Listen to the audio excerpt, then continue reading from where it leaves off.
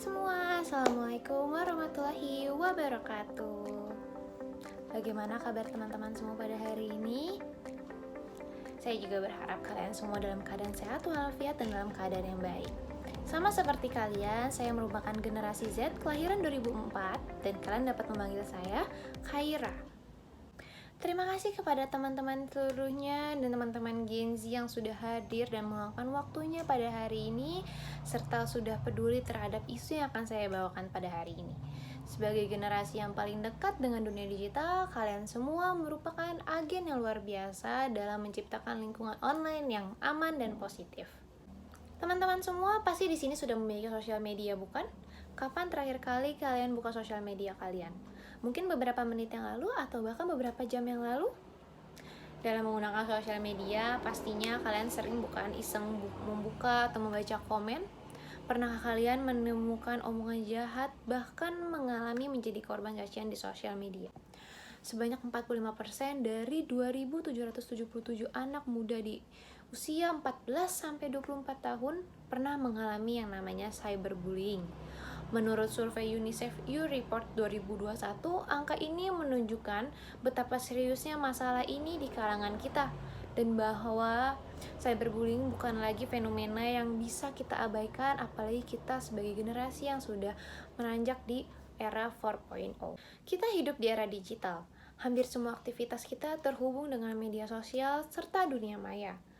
Kesadaran, empati, dan aksi nyata dari kalian itu sangat berarti menghentikan cyberbullying. Mari bersama-sama kita bisa menunjukkan bahwa media sosial bisa menjadi tempat untuk saling mendukung, bukan untuk menjatuhkan. Hari ini kita akan berbicara tentang bagaimana menghadapi cyberbullying, melindungi diri sendiri, dan menjaga lingkungan online agar tetap sehat dan aman. Karena kalian merupakan generasi yang paling berperan dalam dunia digital dan kalian juga memiliki kekuatan untuk menciptakan perubahan yang positif. Hadirin yang saya hormati, perkembangan teknologi sudah membawa kita ke banyak kemudahan dalam kehidupan. Tetapi di balik kemajuan itu terselipnya sebuah ancaman bernama cyberbullying. Cyberbullying itu merupakan tindakan intimidasi, penghinaan, bahkan pelecehan yang dilakukan melalui platform digital.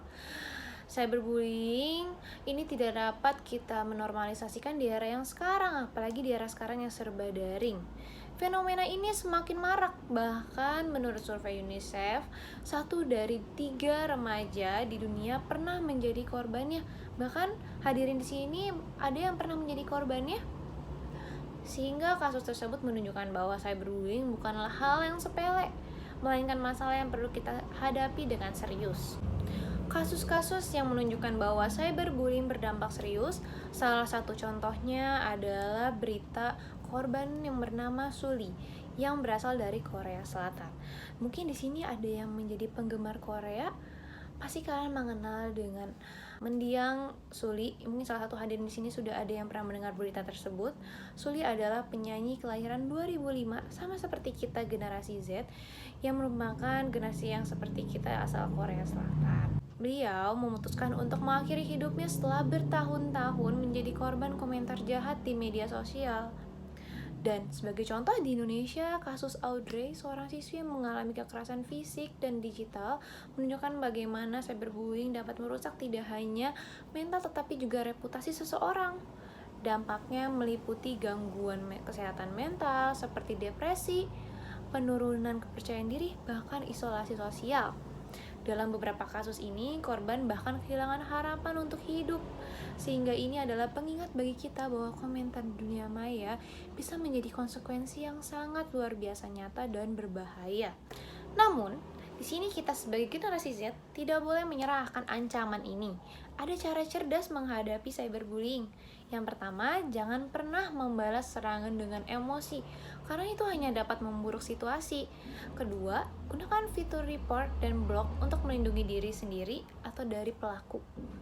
Ketiga, selalu berbicara dengan orang yang kita percayai. Dukungan dari keluarga dan teman itu sangat penting untuk menjaga kesehatan mental kita. Kadang-kadang kita akan membutuhkan validasi dari orang-orang terdekat kita. Dan terakhir, pahamilah bahwa komentar negatif itu dari orang lain tidak mendefinisikan siapa kita. dan bahkan mereka tidak berhak menentukan siapa diri kita. Sebagaimana Ki Hajar Dewantara berkata, jangan sekali-sekali meremehkan dirimu sendiri. Jika engkau berbuat baik sekecil apapun itu, akan membawa manfaat besar bagi dirimu serta dunia. Mari kita bersama-sama menciptakan ruang digital yang aman, mendukung, dan penuh empati. Karena dunia maya adalah cerminan dari kehidupan nyata yang kita bangun bersama. Dunia digital merupakan ruang yang penuh potensi untuk belajar, berteman, serta berkembang.